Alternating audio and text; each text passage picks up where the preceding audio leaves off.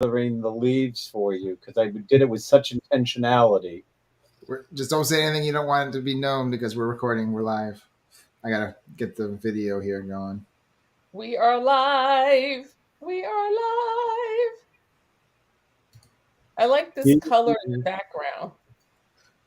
Someone hold me too close. Someone need me too deep. All right, I have the intro. All right, here we go. In a world of divisiveness, we bring you diversity. In a world of hate, we bring you love. In a world of fear, we inspire you to live. And now, laughing, loving, and alive with your hosts Rain Thomas, Elmer J. Howard, and Dr. Kevin.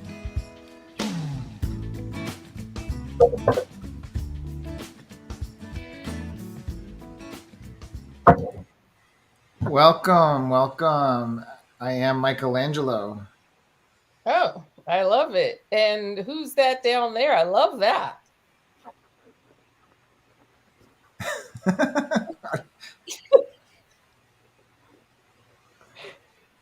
This was my 5th wedding anniversary gift from Jeff.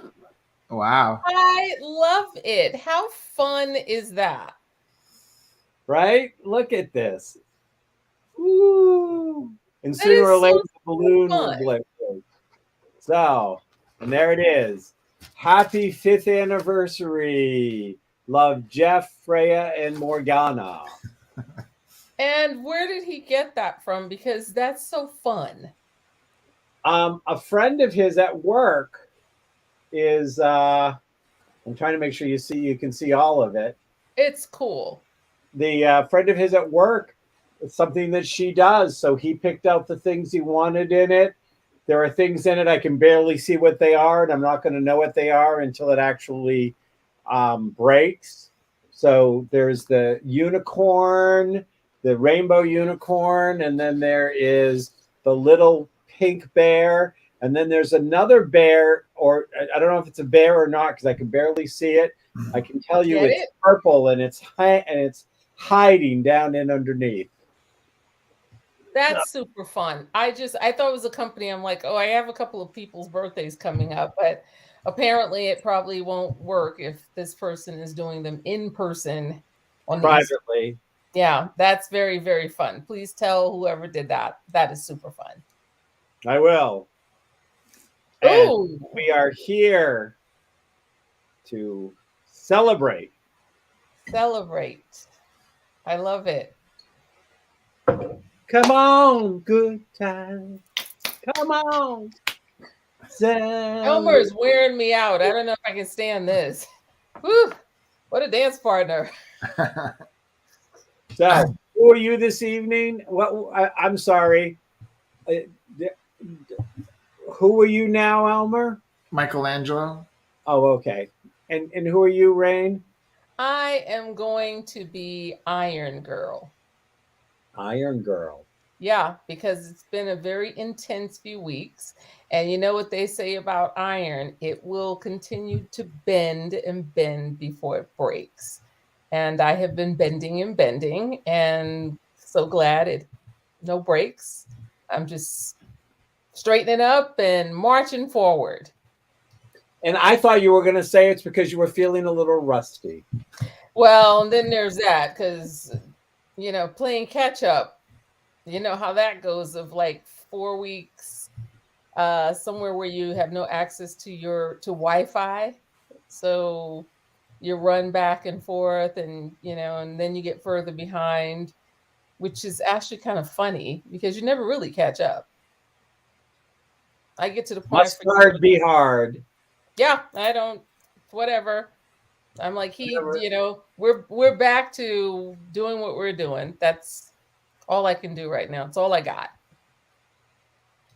Well, I have decided to be this week the most perfect person that I can ever be in the whole world. And that's you? That's me. Hi. Ta-da! Da, da, da, There's da, only one of me, da, da, da, da, da, da, da, da. Why am I doing the kazoo part when I have all these kazoos? you know. Like, Nobody can do a better job at being me than me.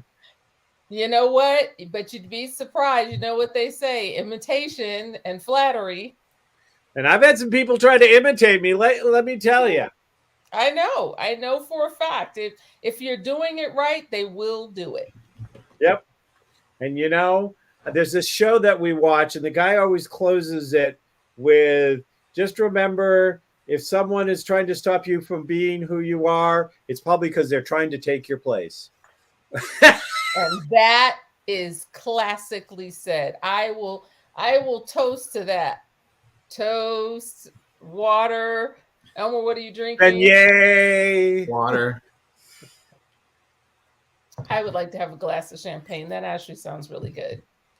So, and I want you to notice unapologetically kind. Is that an organization? Yes, these are T-shirts for Stomp Out Bullying, and it's World Day of Bullying Prevention 2022. And I was in, where was I? Chicago. I was in Chicago, and usually I take the train from the hotel back to the airport, and it was pouring rain, and we were staying at a different hotel than we normally stay at. It wasn't close to a train line, and I just said, forget it, I'm going to take an Uber. I don't care what it cost. I just, I had luggage. I didn't want to get wet. I didn't want to get sick. It was going to be a 20-minute walk trail to the next thing. And we get in there, and they have the little TV thing in the back of the Uber. And I saw an advertisement for this unapologetically kind World Day of Bullying Prevention 2022. And these T-shirts were for sale to raise money for the Stomp Out Bullying. And I got one for me, and I got one for Jeff, and I got one for his dad. I bought them as we were driving to the airport. I'm like, love the cause, believe in it. Think it's a great T-shirt. Think it's a great message. If I can raise money for something I believe in, why the hell not? I love it. That's beautiful. I love it. I don't know. Did you see my post today for the BIPOC box? Did you see that? I have not. I've been tied up all day. Ooh. Ooh, baby. Ooh. Well, that's the other show. Yeah, but no, I didn't see it. I have had a project fast forwarded on me this week that I needed to get done, and then I just had family over that I haven't seen for a while. So Okay. I spent part of the day trying to catch up and part of the day cooking. I get that. I spent all the day catching up and yesterday, but someone sent me this beautiful box that had all these beautiful goodies in it. And the company is called BIPOC Box. And it's beautiful. It has stuff that you probably not find anywhere because you don't know it exists. So every box, I guess, you can kind of custom tailor your box. But my box had all of this beautiful stuff. Yeah, it's called POC Box, POCBOX, Diversity Delivered. And now that I know they exist, and the box was beautiful. I mean, it had just like people of all colors and cultures, and it's very diverse box, and it's very fun. Lots of fun stuff in there. And so you can support people all over the world. I mean, equitable, global love. And I instantly thought of you guys when I saw it because I was like, they probably already know this company exists. No, I'm not familiar with it. I'll have to try to find it on social media. You could just, when you go to where I am on my site, you can just look at it. It's on there. Super awesome stuff that they're doing. So I haven't opened anything in the box yet, but there were all these fun things in there. There's fun cookies from this company in Mexico that does this little small batch, and it was some kind of air dried meat that comes from Africa, and there's like coffee and hot sauce and all sorts of fun stuff that you can custom to send people. And I'm like, this is a great idea. What a great way to inspire others to be the best they can be. Keep shining, keep smiling. Again, Elmer's wearing me out. Oh, Elmer, stop it. You're so light on your feet. So Hey. I'm going to keep it off. Elmer has a lightness. It's all from the neck up, but he has a lightness. He's like, yeah. So Elmer, what have you been doing that's fun and exciting since we last saw you? Fun and exciting. And Elmer, all in the same line. I know it. I'm reaching. Well, actually, what I do love real estate, and I have a friend who's purchasing some apartment buildings, and I'm going to be involved in helping him manage them. So that was fun, going to look at properties and adding a different flavor to my business. The property management is a little easier or less overhead, so that should be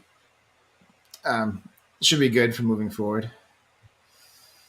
And is that just local that you're going to be doing that? Or are you going Yeah. to like reach out all over the country? And Well, we'll see. We'll see how it goes. If it's like the bookkeeping, it's how my bookkeeping took off. I just started doing it for friends, and then they said, "Hey, I've got somebody who needs one. Do you want to pick them up?" And so next thing I know, 7 years later, I'm still running my own business. So yeah, we'll see. We'll see how it goes. If I like it, if it works well, and if people start referring others over to me, it could be a good business model to add on, and do a little less bookkeeping. Is a lot of grunt work, and so I can get away of working smarter, not harder.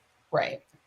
Now, what I That's heard Elmer right. just say was he's an easy pickup, and he gets passed around a lot. Is that what I heard him say? That's the oldest profession. Right. Way Hey, to go, Elmer. We all got to make money where we can. Yeah, I am not here to judge because the more money my friends make, I always feel like the less I Well, have they can to do. donate. Right, the less I have to do. I'm all about that Elmer fund. I mean, whatever he's doing. Dr. Kevin, you have like 19,000 things going on since I last saw you. Kevin, do you have Facebook up? Do I have Facebook up? Yeah. I don't know. I just heard it ding really loudly. Oh, is that what that was? I knew it wasn't me because I made sure I closed everything. Yeah. My ding-a-ling. Where? Thank you, Chuck Berry. I just wanted to clear that up for everyone. So remind me, where do I find the turn the noise off again? It should be in the tab. Yeah. You can right click on it and click mute site. Okay. Well, move tab to another window, relocate, close other tabs. No, that ain't doing it. There's no move tab. Well, there's a move tab, but there's not there's no mute tab. No, I don't see a mute tab. Yeah, I have. When I right click, I get new tab, reload, duplicate. I don't know. Anyways, to answer your question, as I try to see if I can figure out how to mute things without, trying to make sure that you guys can still hear me. There you go. You can also close it if you don't need the Facebook open. Well, you know me, I need everything open. If I don't have 54 tabs open, I feel like I'm not working. I somehow understand that. Yes. But I closed Facebook because I can reopen Facebook. Oh, except I've got Facebook open 3 times. So maybe I can. Of course you do. Also 3. See, there it goes There again. you go. Okay, now I've closed it twice. Let's see if it rings again. So I have a very interesting. So I've got a few things, and actually one of the things that I want to do before I tell you what I got going on, because I know that part of it is at some point we're going to tell the audience about some shifts and changes we have coming up, but we got plenty of time. And one of the things that's happened in the last month is, of course, I've written, 5, 6, whatever more pieces of poetry. But I have one in specific I would like to share if you would like to hear it. I always love that. Absolutely. So my best friend for years, a woman that I call my spiritual wife, her birthday would have been on 10/26. She's been gone 4 years now. And so I wrote a poem, and I'm going to say that, it's always hard to me for the poet to say, is this really good? Is that not good? Some things I look at and I can like better, but because I like it doesn't mean it's good. But I wrote this poem, and after I wrote it, I chose to read it to my massage therapist, and I read it to her, and she cried. And then I was at my chiropractor, and the woman at the front desk, she said something, and I said, well, I just wrote a poem, and it was a little bit along the, like something. And she said, let me hear it. And I did it, and she cried. And then I read it to somebody else, and they cried. And I'm like, well, either they're crying because it's really bad or it's really good. I'm not sure which. Well, it wasn't really bad because I didn't cry when you read it to me. So if it was really bad, I would have cried. But yeah, Elmer has heard it. But I write it from my personal. But what I've been told by a lot of the people, Elmer not being one of them, but that's okay. I'm talking about real people, is that they felt this very powerful because they personally attached it to a loss of their own. And I think that sometimes that one of the gifts that some people have the gift to put things in writing to help people heal or to express what they want to express, but they don't feel like they have the words for. And so they search for somebody else's words to express it. And so I'm kind of hoping that this poem, and at some point it will come out in one of my books, does that. And of course, I'm always open, Rain. Elmer, you don't count. Rain, I'm always open for you to tell me, that it's horrible, and that's okay too. So it's called Dara Jane, a love letter. You're not gone. You will never be gone. How could I ever think you would be gone? That you would leave? So there, you're not gone. Your body may be gone. It wasn't working so well anyway. But you're not gone. You live in my heart every day. That feeling of the one who will always be there, loving you even when you do not love yourself. So see, I feel you every day. So you're not gone. It was just a body that went away. Every day I still talk to you like I always did. Still hear the laugh, the love, the wise woman and the wise ass all in one. That's how I know you're not gone. I sense the compassion and caring of your being as you lean into me, and as always making sure I'm okay. And I, leaning back, know you are okay. Still there, not gone. I can still close my eyes, feel our hugs of joy, love, and support when I need them most. So see, I have proven my point. You are not gone. You can never be gone. For me, I could never let you be gone. Wow. That is beautiful, especially for people who are in the cancer arena. That is something you should definitely look at pushing forward.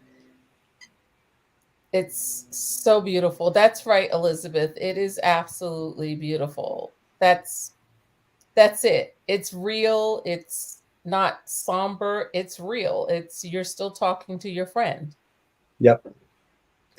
You know, and it's, I think sometimes that those who are uncomfortable with death, Mhm. those who do not feel like they really know what happens when you die, those that are disquieted, I think that they try to rush those of us who are not happy with death. Well, sometimes I'm happy. My my sister, my stepsister, but my sister's mother died yesterday. Oh. But she was 94. She'd had a stroke. She was not of right mind. She had dementia. She was in pain, and her death was beautiful. Mhm. And the day before, my uncle Billy died, and he again was someone that he was not fully cognizant. He had been missing his wife of 65 years. He was ready to go. His death was beautiful. It was timely, and death can be beautiful, and death can be timely, and then death can be agonizing and hard. But when we know that they're not gone, when Mhm. we know that they live and breathe with us and in us and as part of us, and that we have the missive to keep them alive, Mhm. and and that's why when I wrote this piece, that I feel like I do want to get it out there more. I mean, and I like to get a lot of my pieces out there. But I just feel like people have to be reminded. Don't let those that are uncomfortable with death and want you to stop talking about it or stop being present with it or to act as if they're still here, but they are still here. They're still here and alive in you. It is just the body that's gone. And you, in your uncomfortability with death, do not get to take away my process of life and keeping them alive. You don't get to do that. I'm sorry if you are uncomfortable with death. I'm sorry if you feel like you have to cut them off and pretend that Mhm. they are no longer accessible. I am sad for you, but do not take away from me the beauty of they're not gone. I agree. I agree. There's a video that's going around, and I happened to catch it maybe 4 or 5 days ago on Instagram.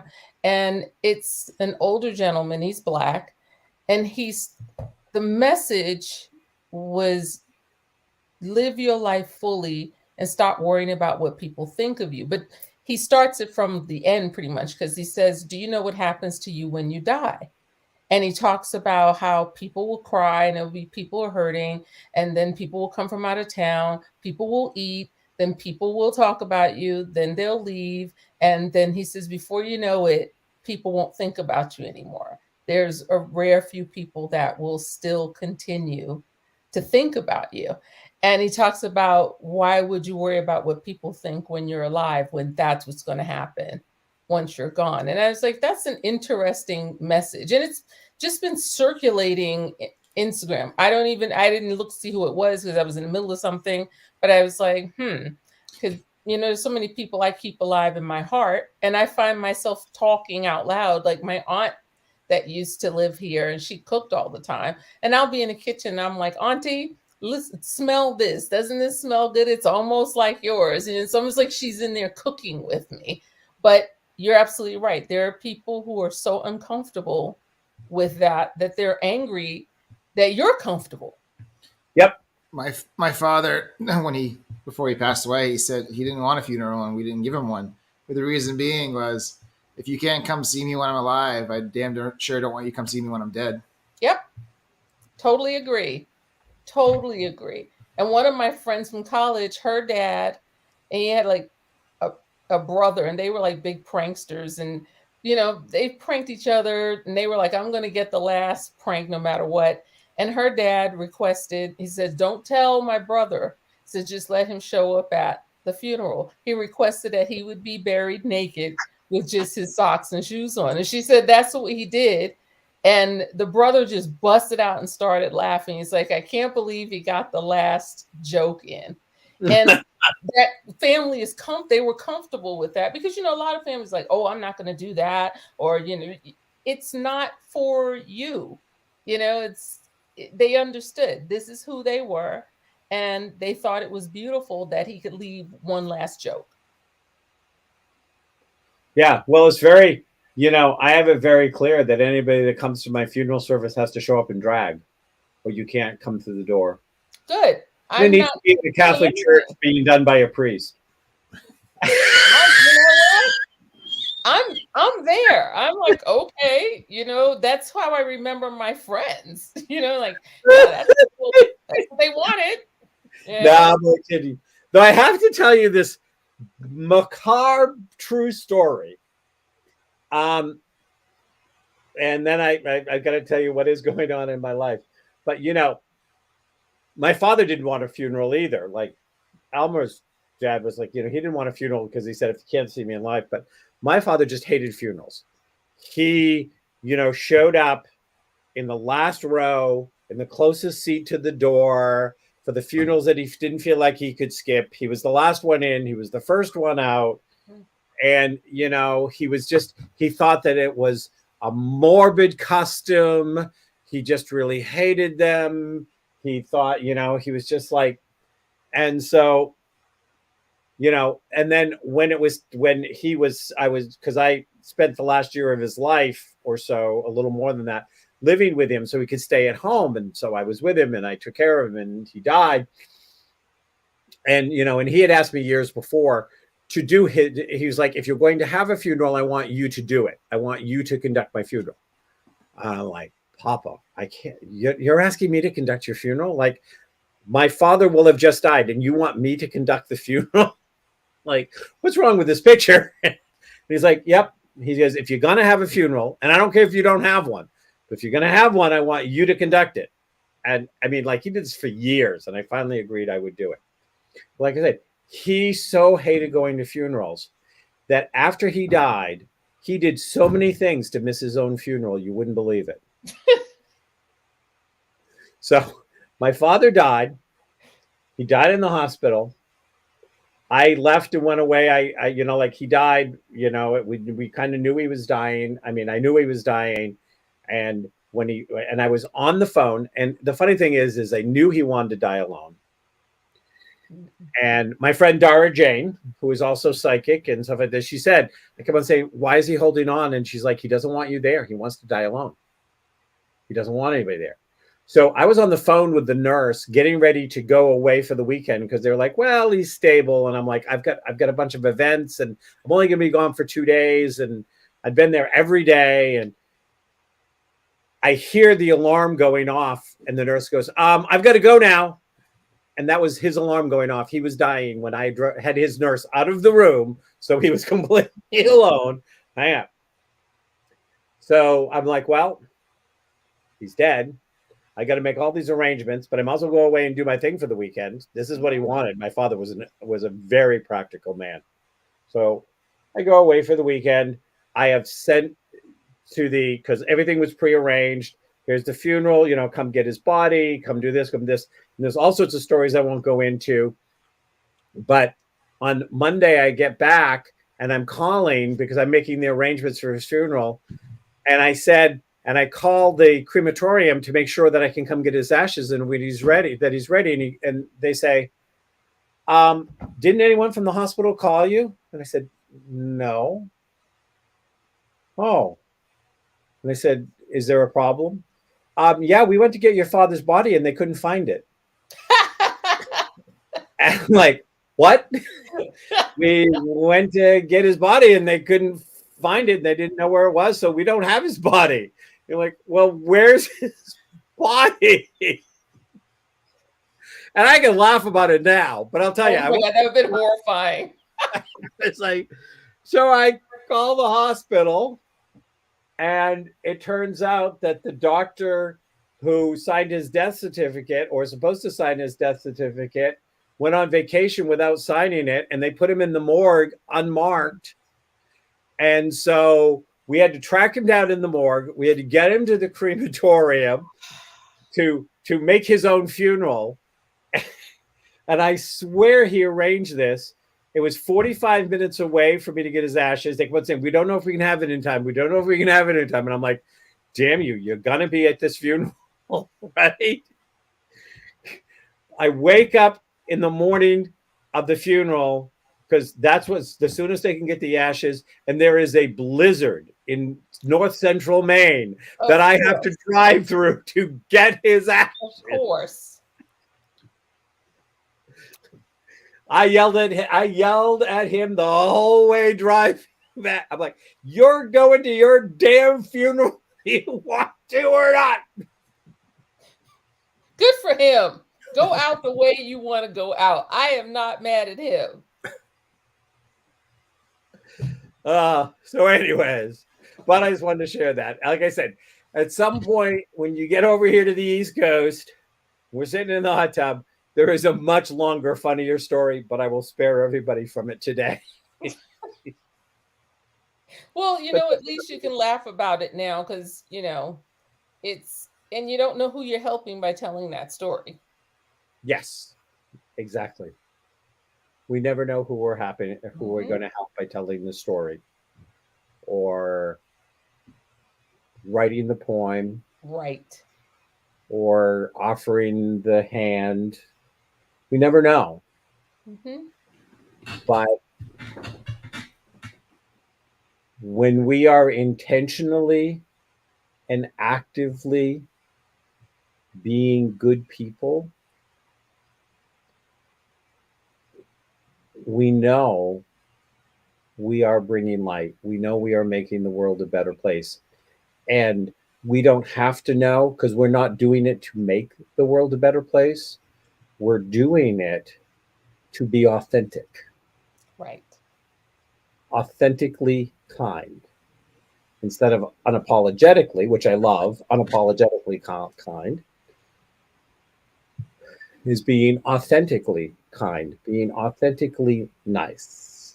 Mm-hmm.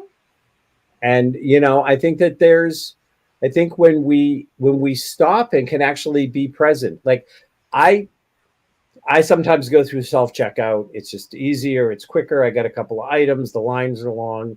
But whenever I can go through the checkout line, I'm present. I always say hello to their name tag. I always ask who they are. I always do my best to try to make them smile or give them something to know that they're appreciated. And I mean, it doesn't cost anything, and yet it's priceless. Mm-hmm.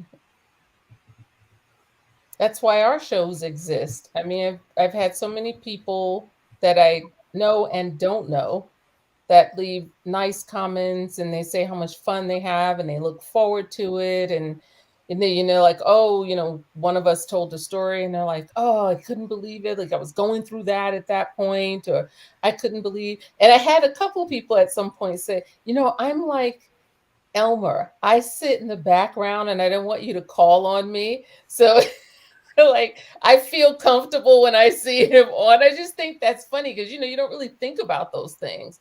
Some people are totally comfortable. Just, let me sit in the back. Let me just observe or work whatever's going on. And they said Elmer makes them comfortable because he doesn't have to say anything, but that he's there. And it still inspires them. And, just reading comments and, of course, I get the wackadoodle people too, but that's my life. But they're also kind. Some of the stuff they say is really bizarre, but it comes from a good place. They're like, we like that show. You guys don't, sugarcoat it. And there's always like nuggets of inspiration and faith. And, when we had the suicide one, people were really intentional about, they said they felt like they could heal because they weren't alone. And, we don't know who's alone. Same thing with the hair. When Bobby was on, I had all these people like sending me messages. I need to get my hair done. Will she take my appointment? I'm like, I don't work there. So you'll just have to call over there and make an appointment. But that shows that, people take us seriously. And I think we are a good bunch. I mean, can you be a bunch when there's 3 of us? It's still a bunch of bananas, right? If you use 2 bananas, it's a couple. But it could be a couple of. Or a menage a trois. Yeah, I mean, there's still like. Hey, we're a lovely bunch of coconuts. Oh, lovely bunch of coconuts. That's that other show again, ladies and gentlemen, kind of. But I like the work that everybody does here together and separately. I think we are unlikely and likely folks to be together. So, and I agree with what some of the listeners saying. I always find Elmer much more inspiring when he sits in the back and doesn't say anything. I think he's inspiring when he's sitting in the back, like those cover of those romance novels when he's doing that boudoir pose. That's my favorite. We had lots of comments on that. People were laughing. They're like, wow, Elmer's like doing the boudoir pose. He's doing the cover pose for like romance novels. Speaking of which, I have an update. You all remember Nicholas Potter, who we had on the show. And so I think I mentioned on the last show, because I think it was done at that point, that I maybe I didn't. I don't remember. So I finished writing the book. Then I mentioned that the book is done. Maybe I didn't. I don't remember. So I finished writing. I'm glad that I can make you smile, honey. So I finished writing the book, 133 days, about 250 pages. And now I'm going through edit and re-edit. And I lost a little bit of I lost a little bit of my energy on it, because the way that the overall project was going, it didn't look like the book was going to be released until February 2024, because I wanted to do a mass release, if you remember, a bigger, But, and any of our viewers that want to weigh in on this, I definitely, one of you want to weigh in on this. But I talked to Nicholas, and, this project is morphing and shifting and changing. And one of the things, for whatever reason, is he's got a number of authors engaged, and they're all in different processes of writing and getting things done. But somehow I'm like the first person done with a book. I know that's surprising. No. But he was talking, and he goes, I'm really thinking that I don't want to wait that long, and that there are other ways we can reach out and do stuff, and that instead of doing a mass release, that we could use your book as more of like an arrow point to like get out the concept and idea. So I'm meeting with him in December for a few days. I'm hoping to have a final rewrite done so I can hand him a copy that can be professionally edited. But his history, if you remember, is as a screenwriter. And he teaches screenwriting at UCLA, and he does lots of projects, and he gets hired all the time on different projects to turn books into into scripts for movies. And he was like, would you be open if we release the book and I shopped it as a script for a movie at the same time through my connections in Hollywood? I'm in. I'll take my role right now. I don't care what it is. Oh, honey, I have the role for you. I'll take it. I have the role for you that is the role of all roles. It's one of the primary roles, and you would be perfect for it. I accept. I just send the release over so I can sign it. We'll talk offline, because this is such a perfect, it would be such a perfect role. So I don't know. this just all happened in the last couple of days, literally in the last 48 hours. He said, would you be open for me to turn this into a script and try to sell it? And I'm like, as long as the book comes out at the same time, I want the book out on the market. I mean, the goal was to buy the book. Mm-hmm. And of course, I have realized that this is a series. So there's like 7 more books that go with it. And this book is, you know, so yeah. So I, you know, that's kind of what's like new and up for me. And it's definitely refired me to finish these edits and get these things done and to get it out. And of course, I am reserving this reality that he's heard about the book. He's heard me talk about the characters. He's familiar with the book, you know, conceptually and the arc of it.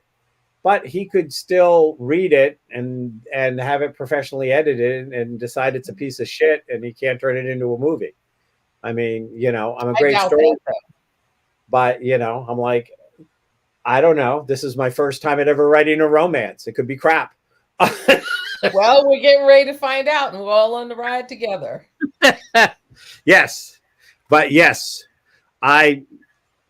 when I say the perfect role for you, I am so excited envisioning you playing this role that I have in my head. We'll talk. I'm ready. If it can happen. I mean, if it happens, I don't know. So well, anyways, when it does, I'm ready. Now, Elmer, any thoughts on your part? Because you didn't know about this. This just happened. It happened after we last talked. Well, I mean, yeah, if you could do that, it's great getting it more eyes out there on it and, you know, getting it turned into a script. It's always a great possibility for it. Mm-hmm. You know, that's from what I know about the story. It sounds like it would work well as a script. Yeah. You know, so I'm kind of hyped about it, and it kind of gives me some energy. And outside of that, I'm going through this huge major rebranding.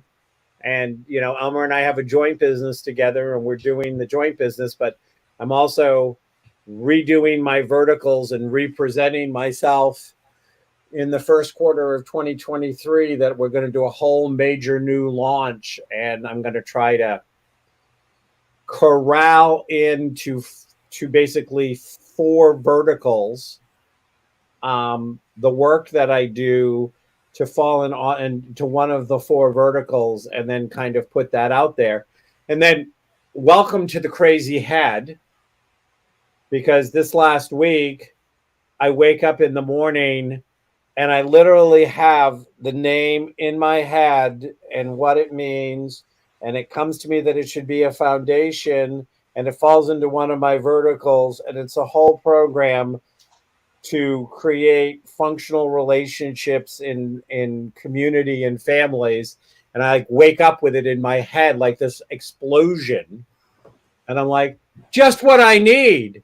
There's no more space. It's all been rented out. Take a number. Go away. Mm-hmm. And of course, it's not going to. Life of an Uber creative. Yep. It's all about rent. I get it. How is your film excursion going, Elmer? We're learning a lot about the sales calls. You know, we're basically doing some cold calls for investors, and so having to learn all about that industry and the SEC and FEC rules. And you know, one thing I didn't know I learned, which was kind of a jolt to our numbers, was you can't call anybody on a political contribution list. Even though it's public, it's right. Not allowed to be called whatever. No other charity can call it. No salesperson can call it. It's very strict. So we've had to, you know, shift and adjust with that, but we're doing it, working on it. We're almost finalizing with the whole process, the sales funnel of the emails and the phone call scripts and all that stuff. So hopefully in the next week or so, we'll have calls out there, and maybe I'll start getting some meetings and get some money rolling in. Any new exciting projects for you, Miss Ray? You know, there's always something new and exciting. So I had an audition, I don't know, maybe like a month and a half ago.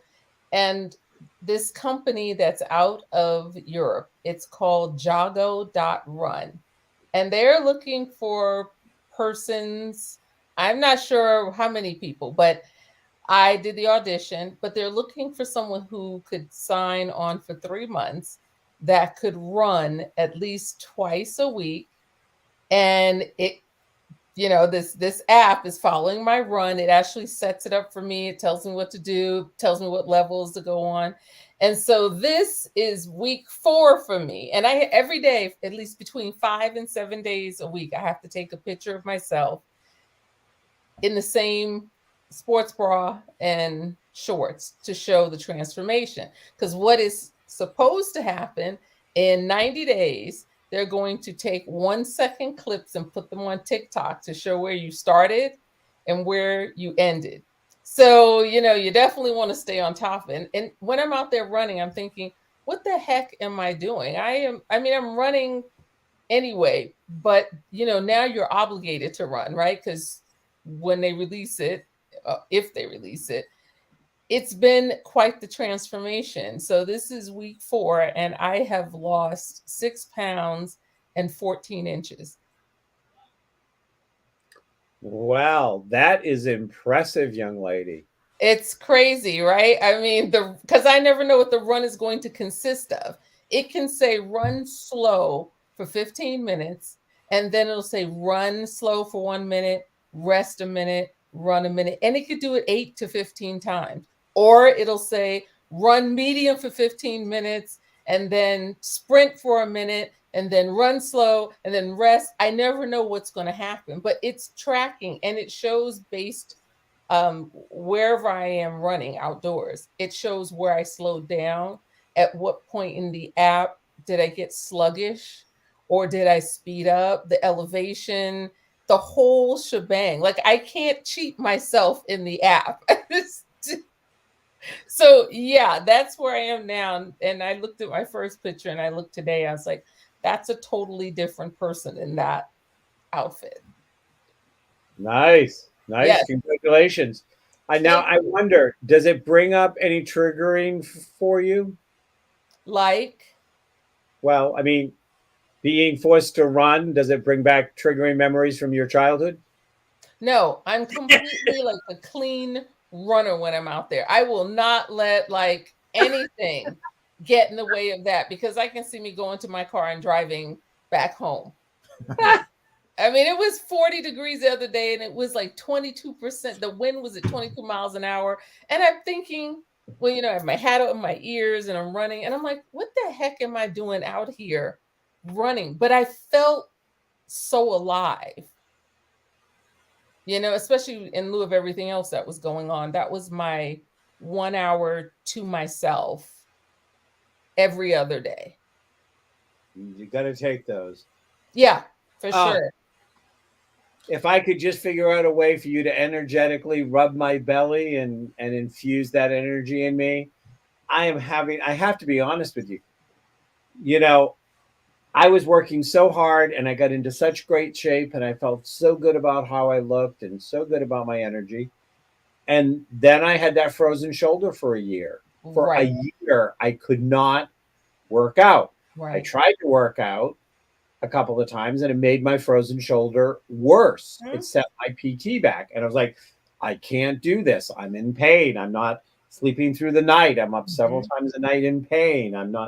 And so I have managed to, put on about 40 pounds from where I was at my best. And now my frozen shoulder is behind me. Mm-hmm. And I'm like, okay. But it's like I have to be, I'm, being very honest and vulnerable here. I have this block that I don't understand to that starting the process, because I know what to do. I did it. I've done it a few times. But I just, I've got my mirror in the basement that I can work out whenever I want. Whenever I have 15 minutes, I can do a 15-minute workout. It's right in my house. I got places I walk every day. I very rarely don't hit my 10,000 plus steps. I'm usually doubling and tripling that because I walk a lot, but it's walking. And it's like, but I cannot. and I know there's something I'm trying to like. There's got to be some reason why I'm having this block, but I know I'm having it. I haven't figured it out. And I've wondered a couple of times if I'm having the block because there's a part of me that's afraid of re-injuring the shoulder if I start working out. That's what I was going to ask you. Is this just fear of like your shoulder coming back in and stopping it again? Yeah, but I've got to do something because I'm not at a size that I'm happy or that I'm comfortable or I feel that's healthy. So more power to you. I think that's fabulous. I wish you well. And we have 10 minutes left, so we should get to the point of the show. Oh, somebody. Oh, we were at the point. Okay, the point of the show has arrived. Okay. Elmer, you want to take it away?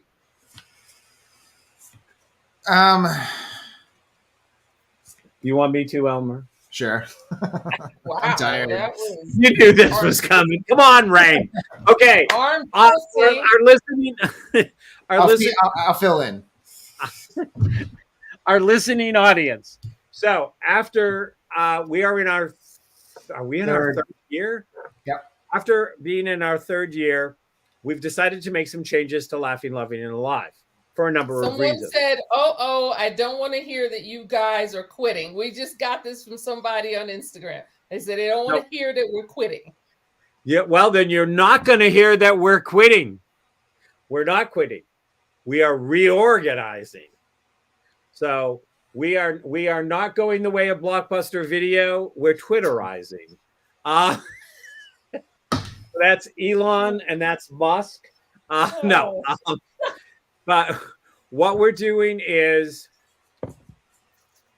for a number of reasons. First of all, after a strong run of having like people in line literally to want to be on our show, we're finding that the time that we're doing the live show is challenging sometimes for getting guests.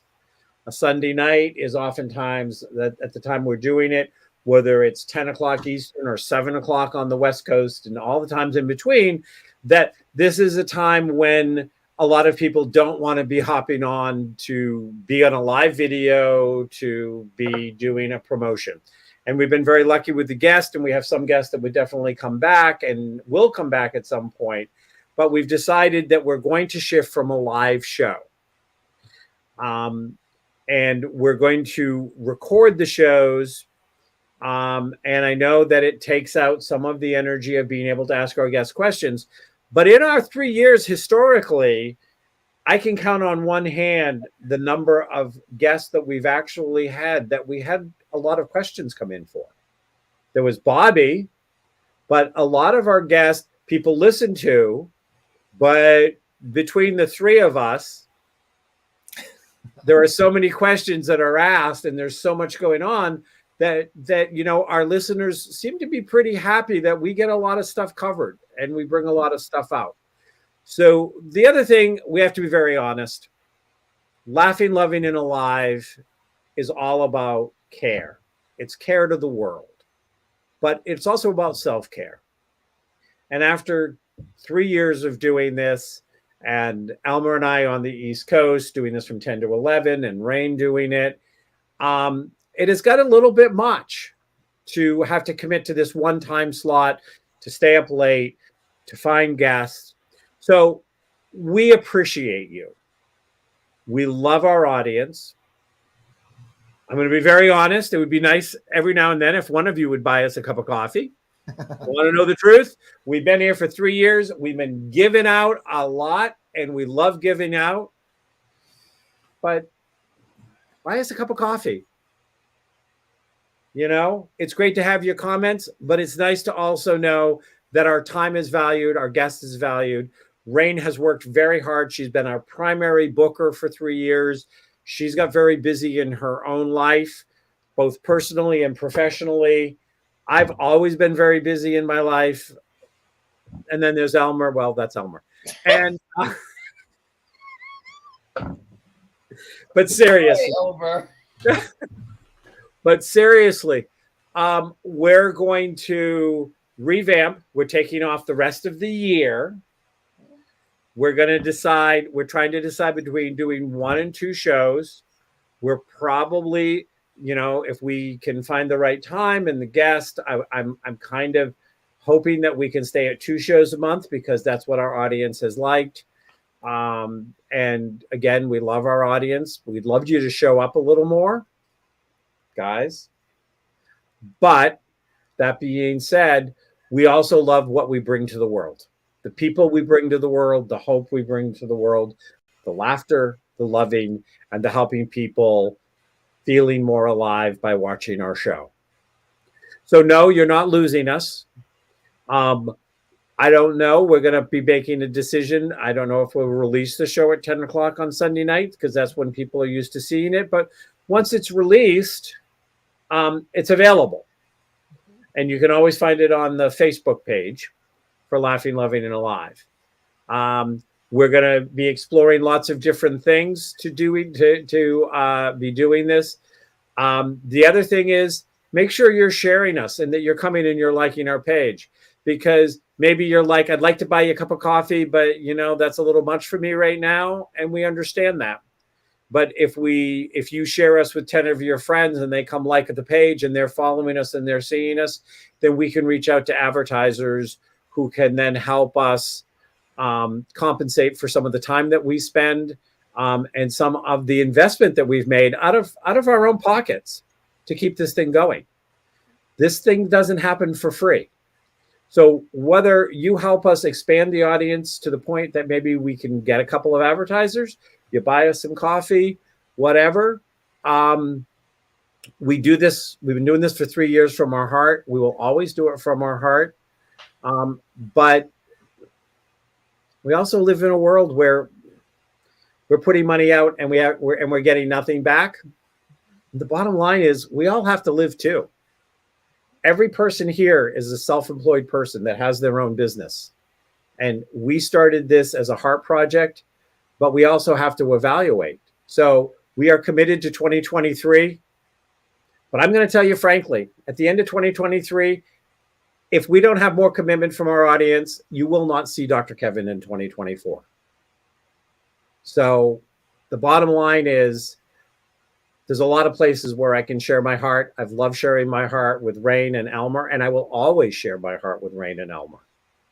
They will always have a piece of my heart, and they will be in my life forever. Whether the audience of Laughing, Loving, and Alive stays in my heart, it's going to be up to you guys. The rubber meets the road. But we will be back for all of 2023. Our goal is to produce 2 shows a month, but that may change. We're still in negotiations of what we can do with our schedules and our time and lining up our guests to come do it. And I'm now going to see if either one of Rain or Elmer would like to add anything. Elmer, you were filling in. There's no holes. Right. Yeah, you were pretty thorough. Mentioned everything I would, and in a much more elaborate way. Me being the businessman down to the point, I would have done. Here's the bullet points. 3 bullet points. 5 seconds later, we're done. Okay, thanks. So it's always better to have someone else deliver the message. I like the way the message went as well, because it's true. We are real artists. We are real creatives. We are real professionals. And, as a musician, it's funny. As a vocalist, that's the only instrument where people are surprised that they have to pay you to perform. If you say you play the tuba, nobody says, oh, I can play the tuba. My best friend plays the tuba. If you say you sing, everybody is a singer, and they can't understand why you would do that. The same with this show. We do give from our heart, but we have to be appreciated too. So I think it was eloquently and thoroughly said, Dr. Kevin. Good. Because we didn't discuss almost zilch zip at all what we were. Doesn't matter. We are all kindred spirits here, and we understand each other after 3 years. You can, what you say for the group, for me, I'm like, yep. What Elmer says, I'm like, yep, that's the way we roll. Okay. So we want you all to have a great end of 2022. We are in an exciting time. I am going to say this, do this with your ears, Rain, for a second. I'm excited that politically we voted to care more about people than profits in this midterm. And I know we don't talk politics here, but it gives me a lot of hope that people are standing up. And it gives me an awful lot of hope that this Gen Z generation is here to kick the butt of those that want to hold us back. And we here at Laughing, Loving, and Alive, we are all about diversity and moving forward and celebrating each and every person's right to be exactly who they are. And we want you to be part of this family. We want you to be part of our family. We want to be part of your family. We want you to have a great end of the year. We don't have the exact launch date, but stay tuned to the Facebook. Make sure you like us, you follow us, that you get the notice of when our first show is back on air. And I wouldn't be surprised if our first show is just the three of us to just kick off the year and some of the exciting things that we have on. But we here at Laughing, Loving, and Alive know that you are a gift to the world, that you were born perfect, and that you are who we want to celebrate and empower and enlighten, and above all other things, make giggle. Namaste.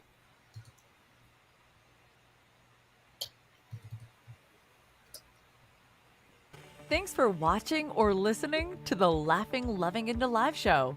If you enjoyed this episode and you'd like to help support the show, please share it with others, post about it on social media, or support us with Buy Me a Coffee.